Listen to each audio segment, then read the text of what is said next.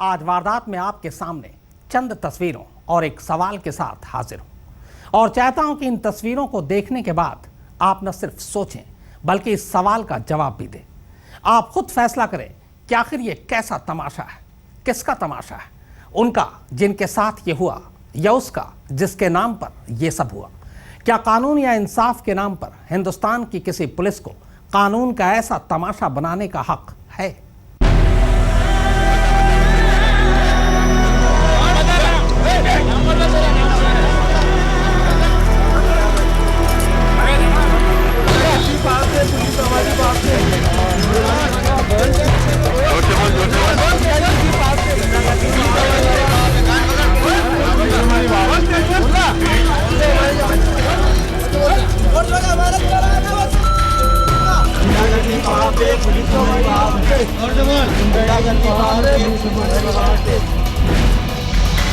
गुंडागर्दी करने से ऐसा ही होता है, गुंडा जिंदगी भर रोता है और रात भर भी सोता है।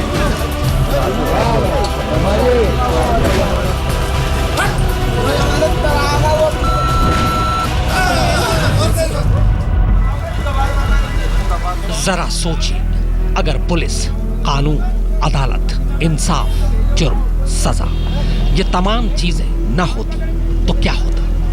जाहिर है हर हाथ कानून होता, हर हाथ इंसाफ और हर हाथ जल्लाद। पर शुक्र है कि इंसानों की बस्ती में इंसानों का बनाया कानून चलता है। लेकिन जो मंजर हम आपको दिखा रहे हैं वो किसी जंगल राज से कम नहीं। दिल को कचोट देने वाली ये तस्वीरें और कानून को ठेंगा दिखाती ये हरकतें चुनौती देती है हमारे इंसाफ की परंपरा को, इंसाफ के लिए बनाए गए तमाम दस्तूरों। 2 घंटे, 1.5 किलोमीटर और 5 मोहल्ले।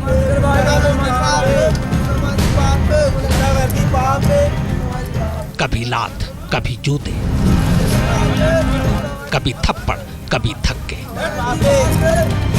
गालियों की तो गिनती ही नहीं।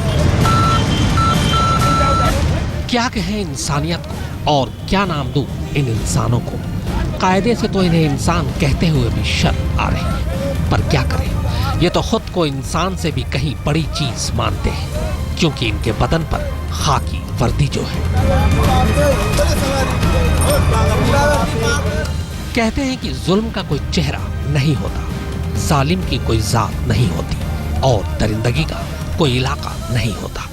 इसीलिए ये बेमानी हो जाता है कि ये वहशी दुनिया के किस कोने के हैं और ये मजलूम किस इलाके के। पर फिर भी आपको बता दूं कि ये तस्वीरें मध्य प्रदेश के इंदौर शहर की हैं। दरअसल सोमवार शाम इंदौर की सड़कों पर जिसने भी ये मंजर देखा बस देखता रह गया। छतरीपुरा थाने की पुलिस अचानक शहर के गंगवार बस स्टैंड पर 3 बदमाशों के साथ नमूदार हुई और फिर उन्हें कुछ इस तरह लेकर शहर के चक्कर काटने निकल पड़ी। मुलजिम आगे आगे, वर्दी वाले साथ साथ और तमाशबीन पीछे पीछे। हर बढ़ते कदम के साथ पुलिस की गुंडागर्दी जारी रहती है। पुलिस कभी इन मुलजिमों को बीच सड़क पर उठक बैठक करने को कहती तो कभी तेज कदमों से चलने का फरमान सुनाती और कभी उठक बैठक करते हुए ही चलने को मजबूर कर देती।